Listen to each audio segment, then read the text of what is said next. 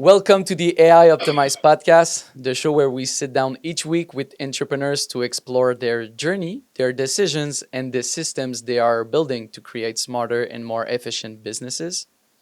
Today's guest brings deep leadership experience from one of Canada's most influential real estate organizations.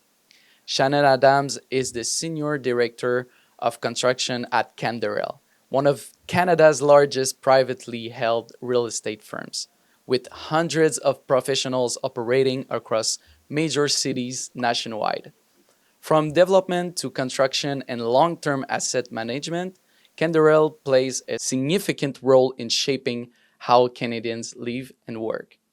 Over the past 20 years, Shannon has worked her way from site level operation to executive leadership, now overseeing high rise residential construction in Toronto, one of the most competitive and complex real estate markets in the country.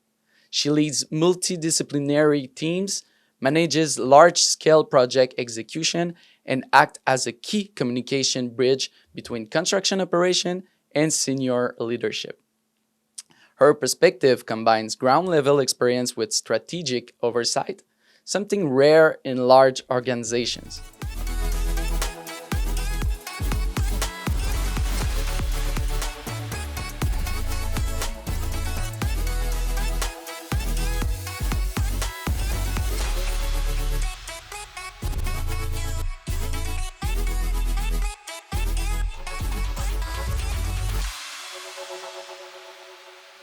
Shannon, thank you for being with us today.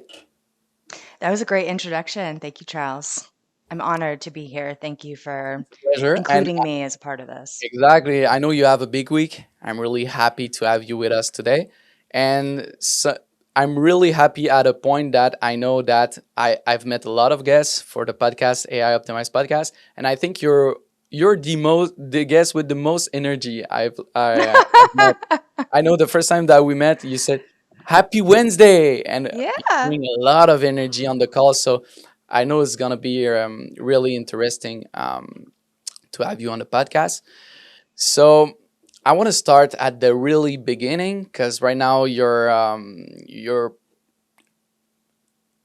an important part of the organization you're in right now, and you start from creative thinking to construction leadership.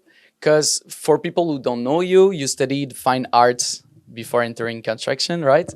That's right. I did abstract oil painting and sculpture.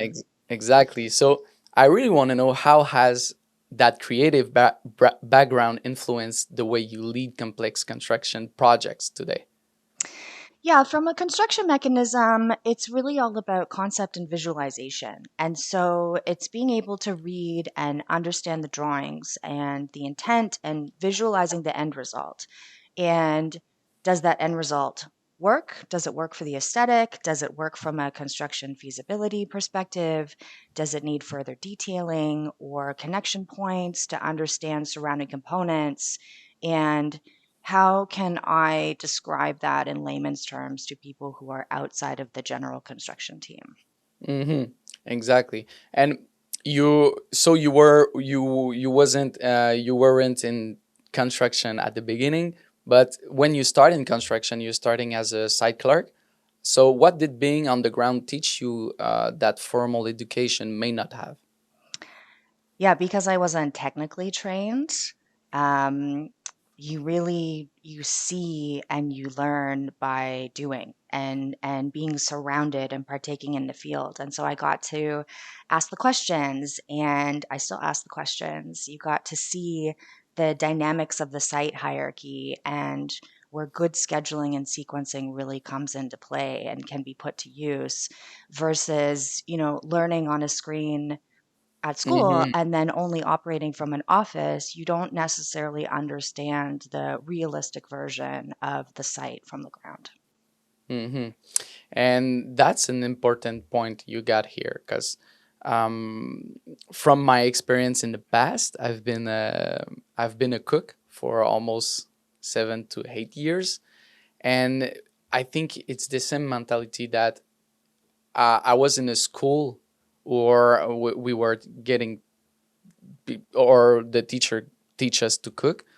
And I've realized that people in this class didn't even ever be in a kitchen before. So I was the only one, and I surpassed everyone, and I was 17 years old. So Yeah. the fact that you're talking about practical more than theory, that's a real thing. It exists, and for most of the people, it's something that, and for you, it pays off also because mentors put you really forward early in your career.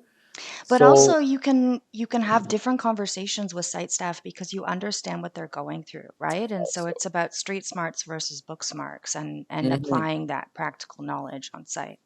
exactly, it's something crucial. I mean, in leadership as well. But if we're talking about mentors, pushed you forward early in your career because they saw something always also in you at this point. And so, what do you think? What qualities do you think they saw in you at this point? Yeah, I'm gonna imagine they picked up on the same energy that you picked up on based on our intro call. Um, Always very positive, proactive. I want to know what's coming. How can I prepare for what's coming versus reactive and just waiting for things to happen to me. Um, Being resourceful, you don't need to know all the answers ever, but you have to be capable of getting the answers. And so, how many Hmm. paths are you willing to take to get an understanding of what you need? And just being engaging, being interested. Do you like what you're doing? Do you like where you are? Are you interested in what's happening in the day to day, or are you just going through the motions because you can't wait to get home and not work? Hmm. Exactly. Love what you're doing. That's and in your case, what you're doing, it means you need a lot of, you need to understand and just at some point be the leader. And leadership is something crucial in your position, uh, even more in complex projects. So at the scale you operate right now, construction is not just technical, it's coordination also. Mm. So what do you believe is the most underestimated leadership skill in large scale construction?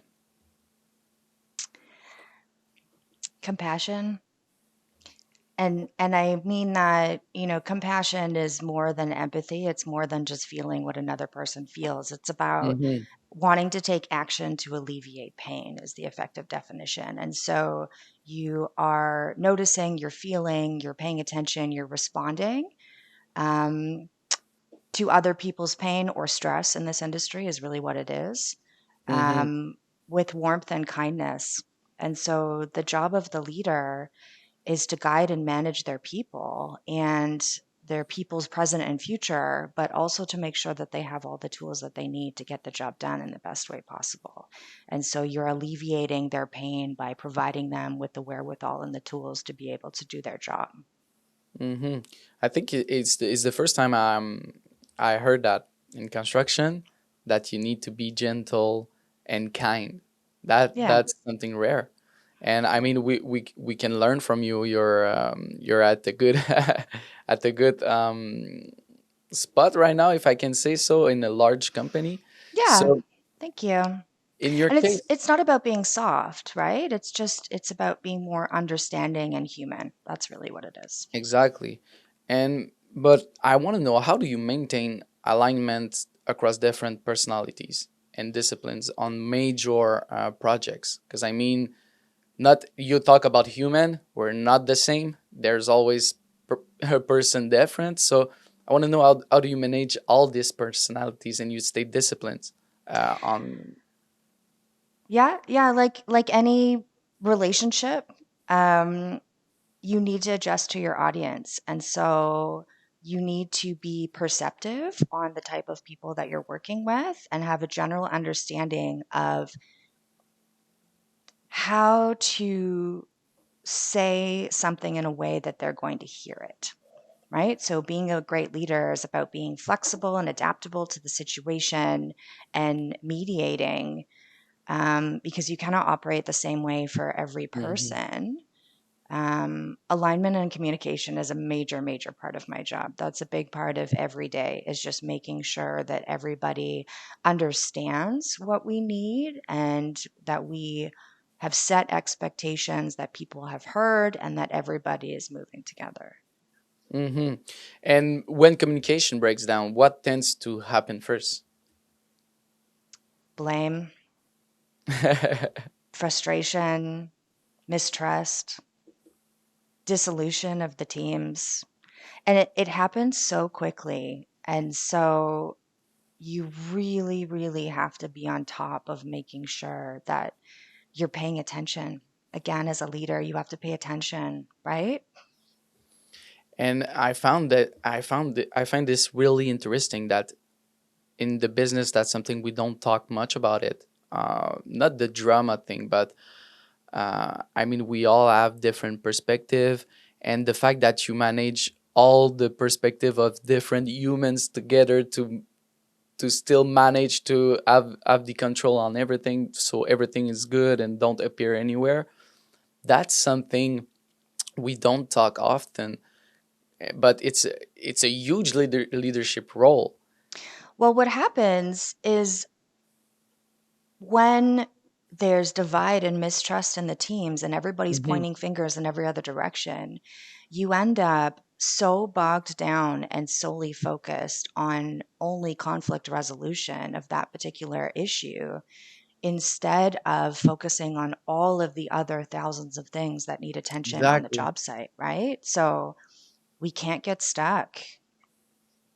No, so that's a thing, but you in the other hand, you I mean, it's must be difficult because you don't have everybody got 24 hours in a day, and if you stay too long on problems in the team, I mean, you're losing times for other things important also for the business. Yes. That's something crucial. Yeah.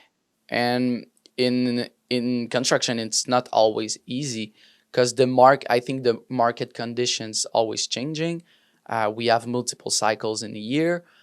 Sometimes it's you have a lot of work, sometimes it's more slower and you need some work, so you need to find solutions to. And the residential market also today is cautious and selective.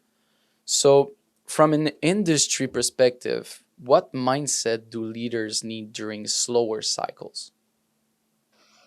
Love cautious and selective is a very polite, much lovelier way than saying that the market is total shit. Yeah, I'm starting Maybe to that's think how I'll right, describe it exactly. moving forwards. But I'm starting to get to know a little bit more on the industry. I think that we can understand each other on the word shit.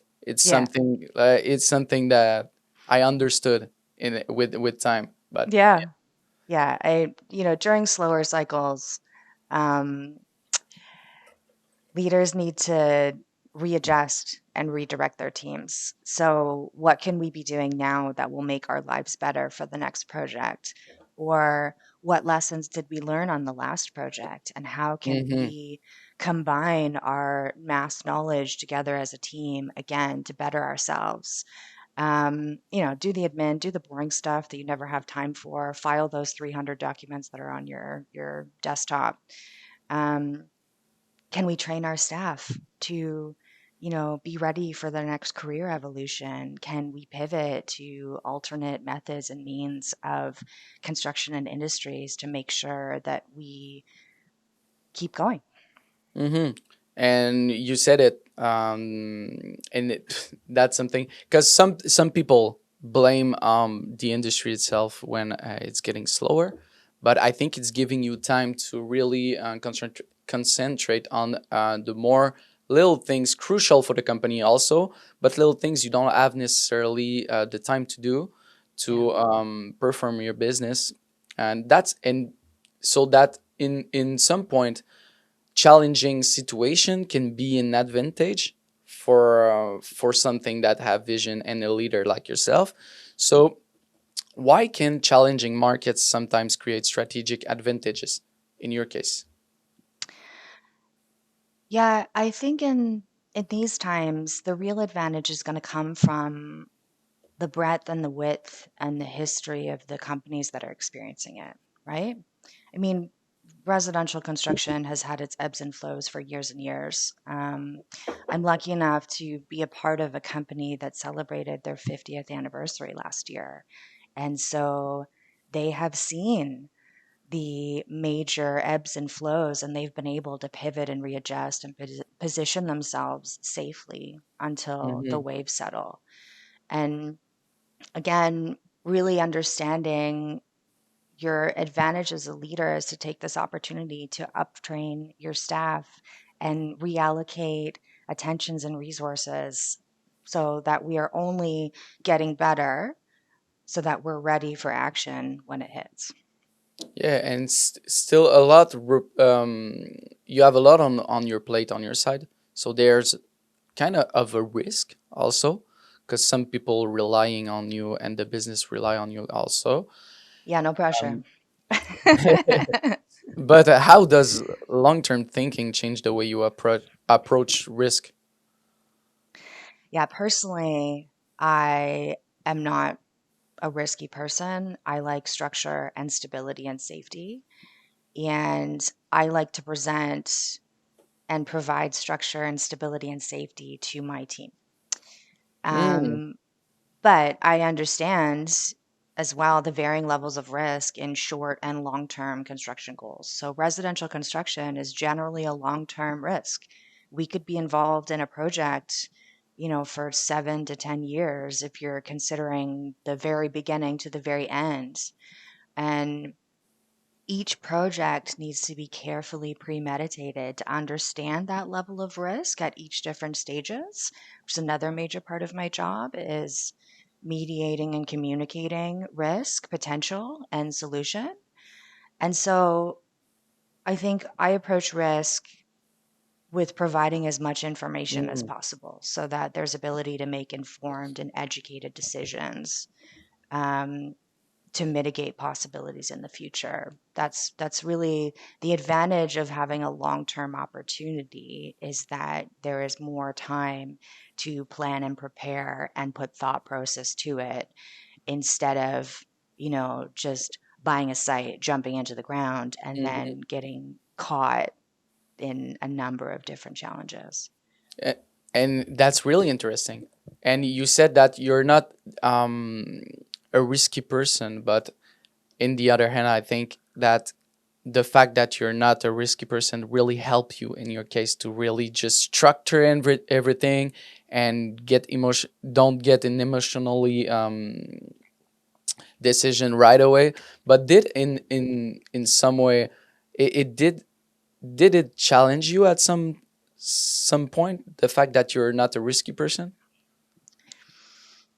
Um, Maybe just from the perspective of career growth, as I've kind of been lovingly shoved into positions of leadership. And so it feels risky in the moment and it feels Mm-hmm. uncomfortable.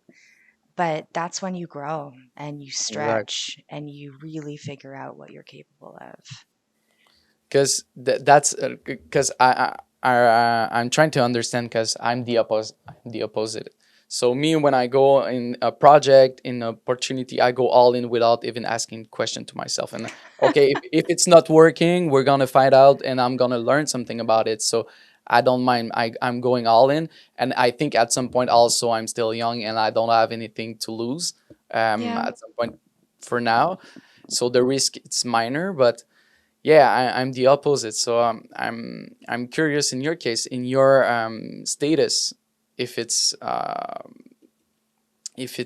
something challenging in your life, not being that risky. But like you said, you learn from big decision, big risk. So, and I'm in in a your big risk industry, right? Like we're not exactly, building one house. So maybe just by existing in this industry is and you taking a have a risk in budget, general. you have there's Yeah. a lot of things that you need to calculate, and everything needs to be perfectly done, and you don't have any place to error in your industry, and No, that's there's not a lot of room for yeah, big exactly. mistakes. Yeah. But you can have technology and practical innovation that can help you through the industry, and at one point, at the stage you're scaling with the business, and Canderella, um, it's a huge firm. Construction has also, because I don't understand that, because I want to be honest with you. I've met a lot of entrepreneurs in construction, and most of them always have the same mentality about technology and evolution, because it's an old mentality.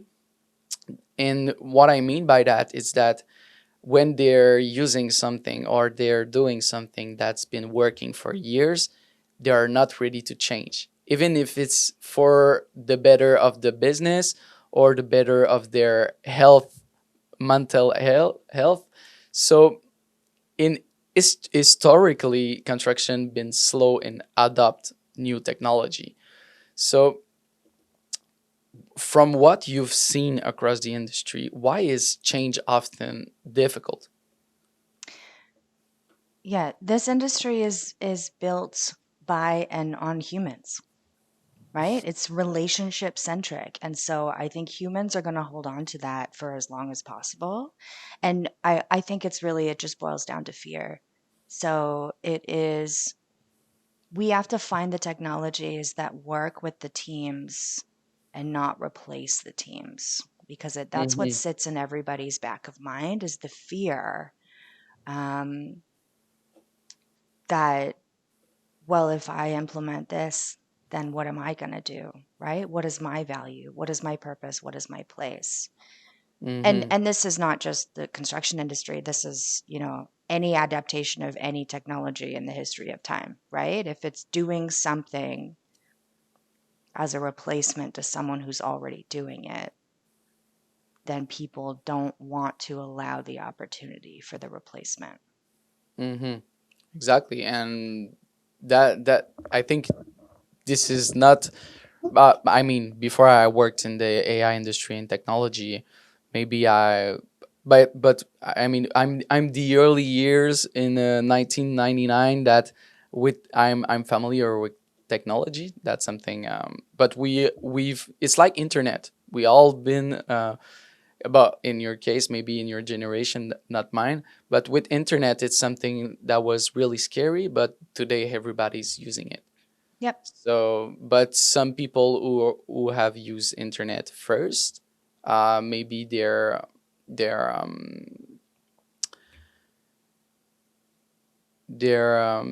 generate more income about it, and just they have more experience. So I think, in my point of view, you're you win better when you're one of the first using it, in one point.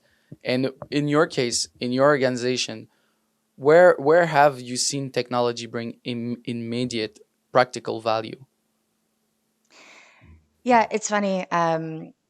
My meeting later this morning, I'm bringing a construction AI broker effectively into our office to speak to our teams about kind of the multitude of construction specific opportunities available. I mean, we can do all the easy stuff. So, task management, record taking, um, collation of mass amounts of data that can be put into a visualization of graphs and charts that's much easier for other people to understand the information, risk, probability, and solution. A big one for us is drawing overlay. So, whether it's BIM modeling or even just a mechanism of able to overlay the multiple different disciplines of consultants and see error, missing, or omission of information, that you can manage much earlier in pre-construction stages so that you're able to avoid that clash at a much later date where it has to be dealt with in the field. And the other big one that exists, which is quite fascinating, is like their schedule tracking and management from a physical progress tracker on site. So build dots is an incredible software that tracks the physical progress against the paper schedule. And so it can actually advise on the basis of the little robot or your site super taking all of the photos of all of the places. It can actually advise, are you on schedule, behind schedule, ahead of schedule? And from a holistic point of view, but also on a per trade basis. And so you Hmm. can see, are your plumbers falling behind? And it allows you an opportunity from a site perspective to proactively warn them, call them in, bring more people. We need you to just back up to here, as a constant ability to see real time action.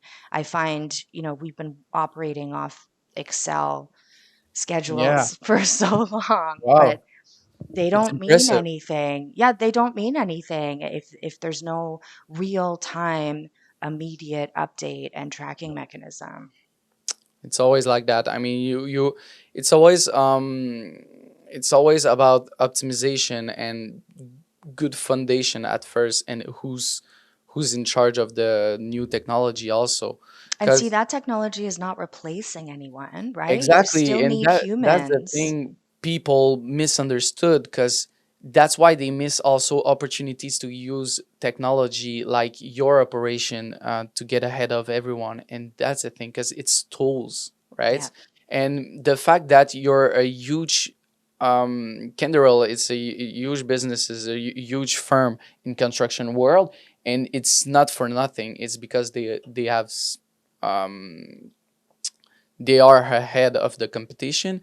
And one point, crucial point in of being ahead, it's also in technology, to understand that it's in opportunities to being ahead of other businesses.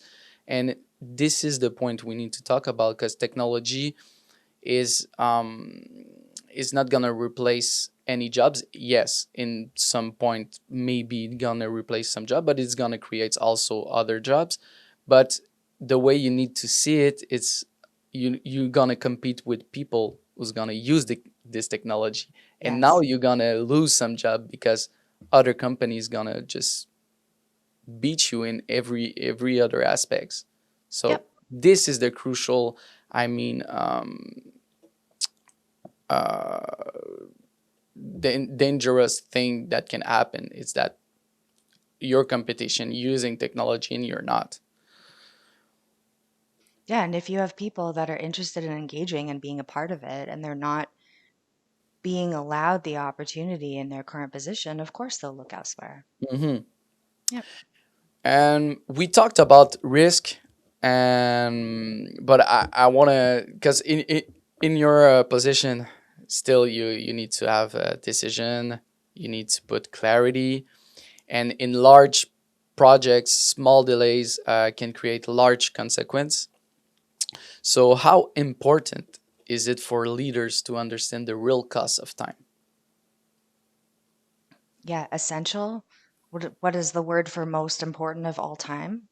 I think uh, what we really need to understand, and even what I need to be able to communicate effectively, is where is that time actually costing us money, right? So, again, coming back to communication, is your construction team effectively and proactively communicating when something could be an issue based on historical circumstance because they've experienced it before? And then are they preemptively providing recommendations for us to make decisions that could possibly mitigate the loss of time in the first place? So, in order to translate this leadership, to leaders who are not in the day to day of construction, can a dollar value be assigned to that risk register for that informed decision making? So Hmm. they need to understand what the issue is, but in general, it comes down to dollars and cents, whether it's a schedule or a budget impact. And so, how can we understand what that value is? Exactly. So it all come back. Time is money. So it all Always. come back Yeah. to when you can manage your time to just make more money, or where you can't lose money also. So what I think better visibility into risk, it's something crucial also. And but what would better visibility into risk and impact change for decision making? Yeah, again, I think that's where the technology um, provides the opportunity for the information to be available a lot faster, right? So, going back to schedule management and progress, if there was an opportunity to see the information, to see the data from true physical progress tracking on site on a weekly basis, um, then we all know about it, and we know that there's opportunity to lose time, but that there's opportunity now to also gain that back because we can see it and we can enact the change instead of waiting for your monthly report and then looking at a schedule that's lost a month and not understanding how or why they've lost the month and retroactively trying to understand the impact. Sure, that's perfect. That's what I had in mind. And with Hmm. technology, we can surely can, and also that's something really important in your position, because as a leader, I think what build you confidence, it's also when you have data and informations. And because it's like you said, in communication, you ask question, you want to know more of every case to really put your finger on really what hurts and what we're gonna do about it. So, but I want to know, in your point of view, what do you think data could help leaders feel more confident in their decisions? Well, the data is the proof, right? It's facts. Mm-hmm. I operate from a place of logical, analytical reason. Um, my dad will say the proof is in the pudding. So I guess the data's the pudding, whatever way you want to put it. Um, Being able to see mass amounts of data collated and condensed into, that visual representation versus just listening to somebody describe the issue and the possible complications and the outcome of it, you can draw a conclusion so much faster from having that data collected, collated, and visually displayed for everybody to make quick and effective decisions on that basis. Mm-hmm. And I think that's something I've learned with when I start this business, AI Optimize. That's something I've really learned about businesses, because every is different, but in kind of way every businesses um, needs the same to make more money, to have to be optimized, to have better systems, to have better everything. But the foundation is all it's never the same.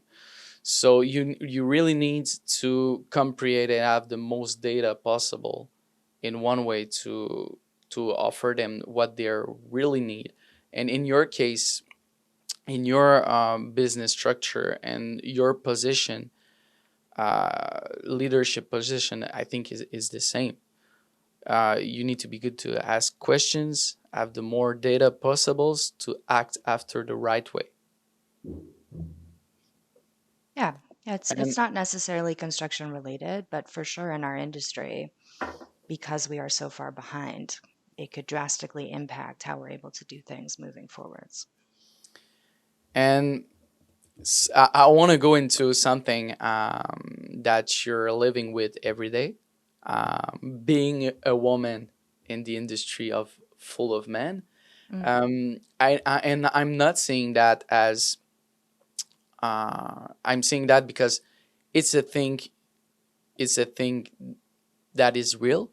You're getting told often that you're a woman in an industry of full of men.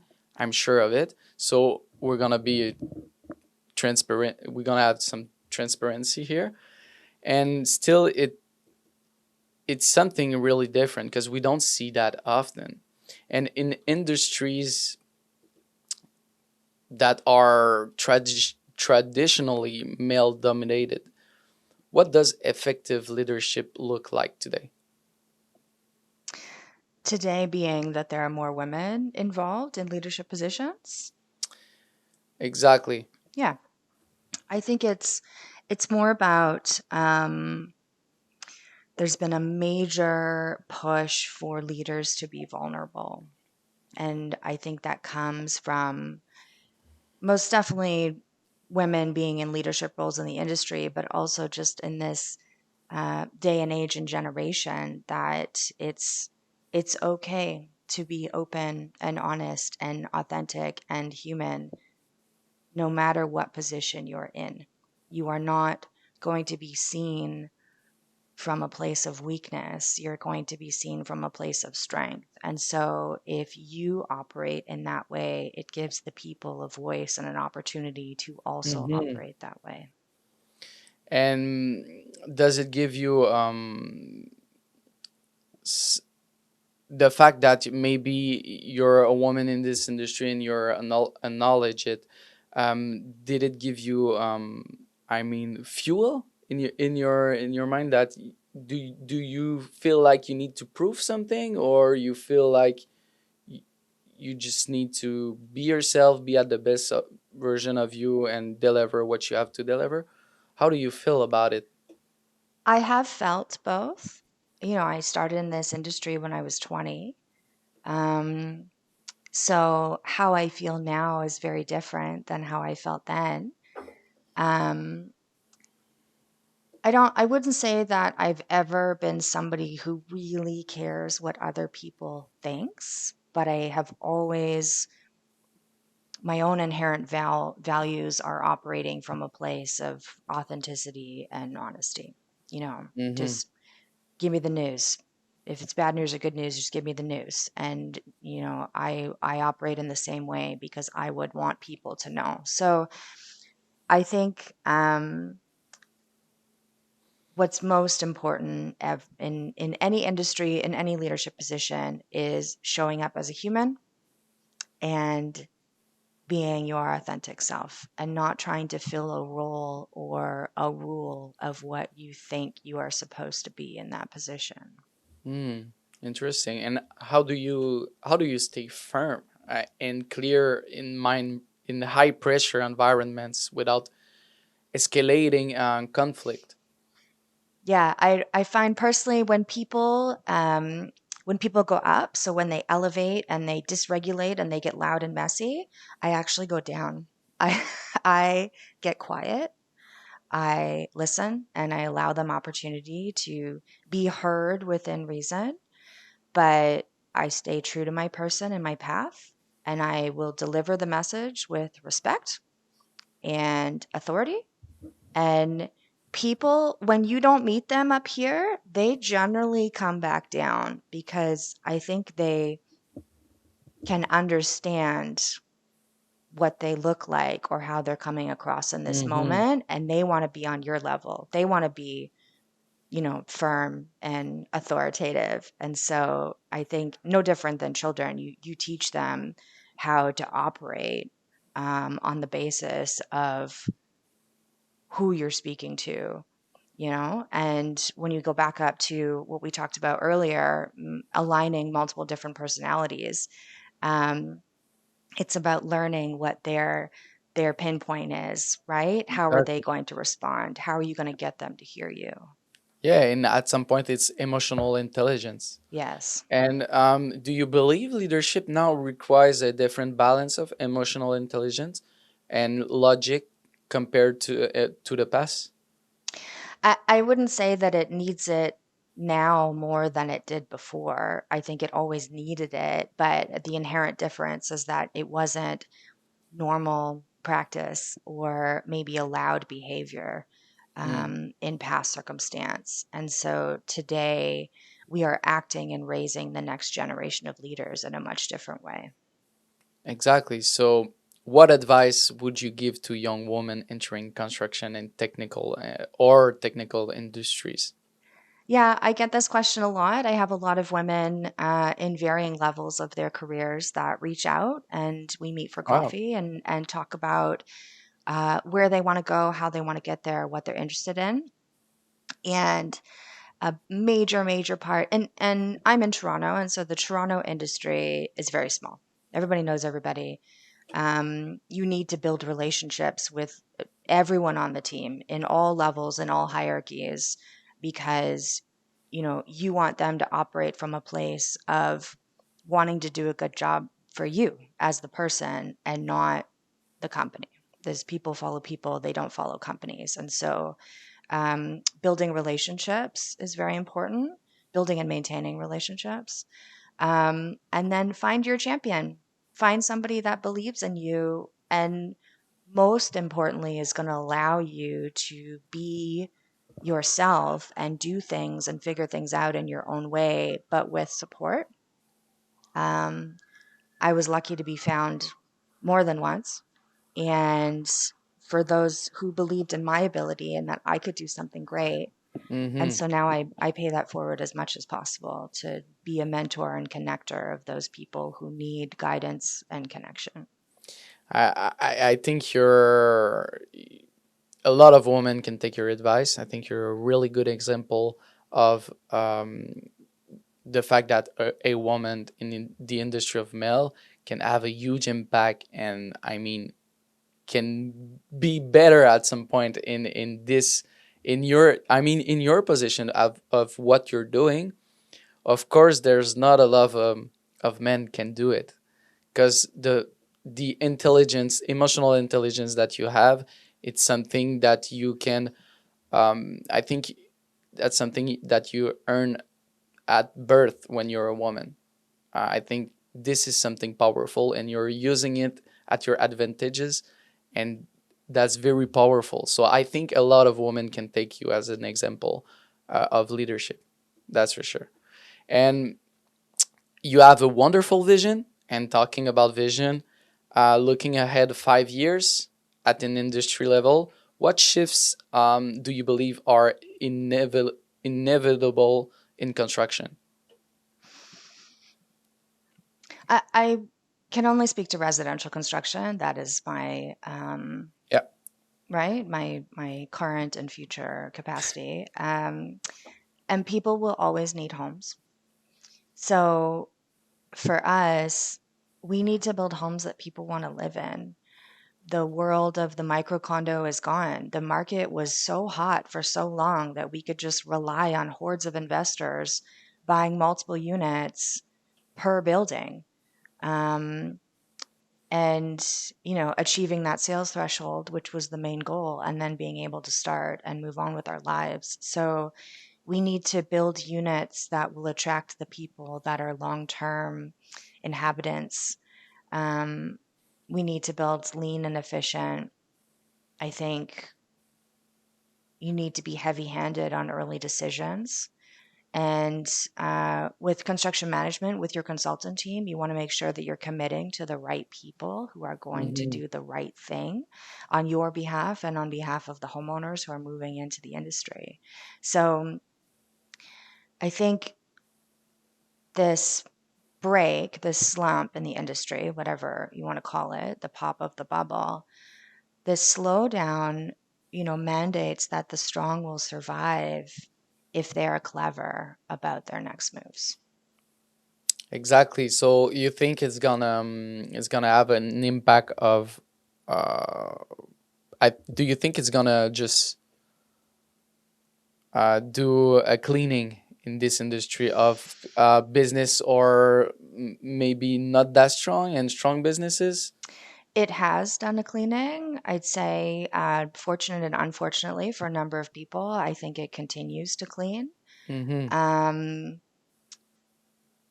Again, coming back to Canderel being in this industry for 50 years, um, you're in a much different position than a new Exactly. developer who started, 5 years ago when the market was at its peak. So it's those who make smart and clever decisions with their assets and with their teams will have a very strong future ahead of them, but they will still have to recognize and realize they have to do things differently than they have been Exactly. doing. So do you think the market right now is make it more difficult for people who's getting started right now? Oh yeah, as a new business, Yeah, as a new um, business. you're not starting as a new developer to build new things, never No. having built anything before. This is not the time to do it, as we know. But I think there's many other opportunities in this industry on the basis of, kind of a missing capacity. So now, for example, condos are being constructed. On the basis of only having achieved their finance threshold in pre-construction. And so they're going to finish with a number of unsold units, unsold inventory.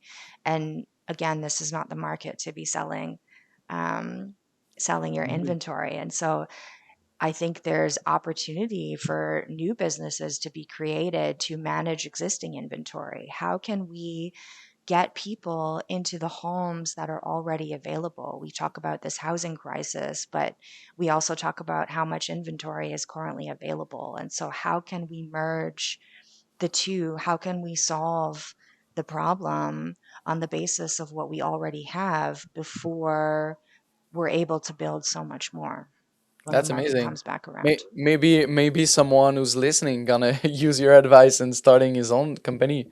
That's Who right. knows? I say you're welcome. You're welcome. Yeah, you're gonna have to talk about revenue share with I'll them. trademark that. Yeah. Yeah, that's for sure. But so in this, so it's really the competition. It's really between the strong companies right now. So what must leaders unlearn to remain competitive? Unlearn. Yeah, I like that question. Um, the rules.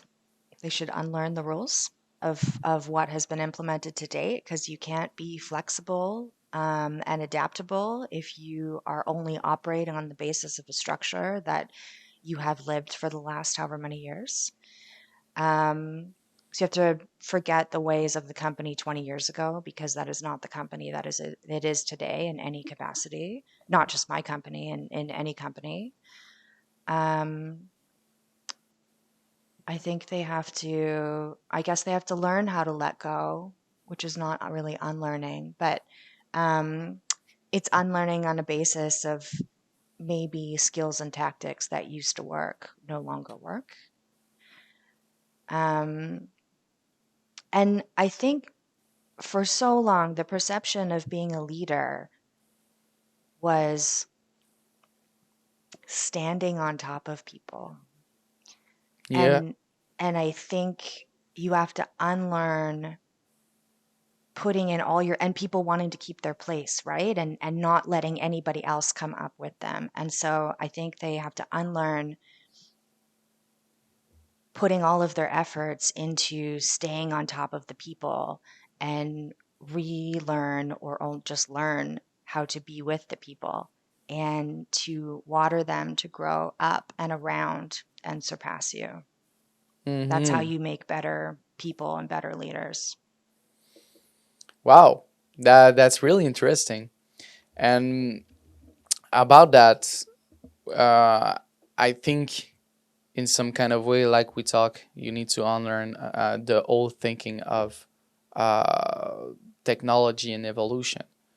And in your case, how do you see technology and human leadership evolving together? Yeah, technology is here and it will only keep getting faster and smarter. We know, right? Everyone knows that AI is now producing its own AI.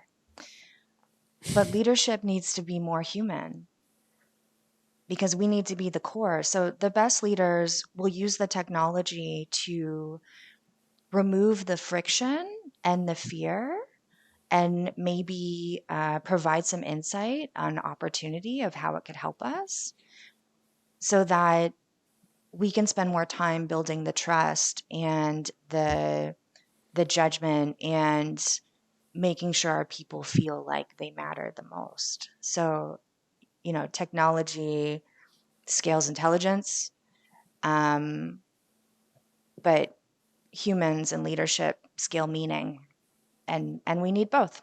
And we just have to figure out how to cohesively work together. Wow, That's well said. Thank I you. don't have to say anything more about it. That's perfectly. I think actually we're gonna end on this because it was perfect, and I want to thank you, Shannon, for this thoughtful and strategic conversation.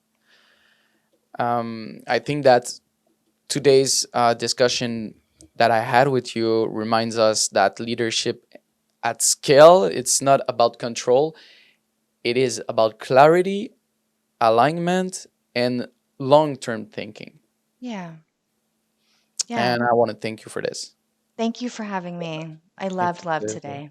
And I want to finish on saying that in construction and in any industry, success depends on communication, discipline, decision making, and the courage to evolve when conditions change.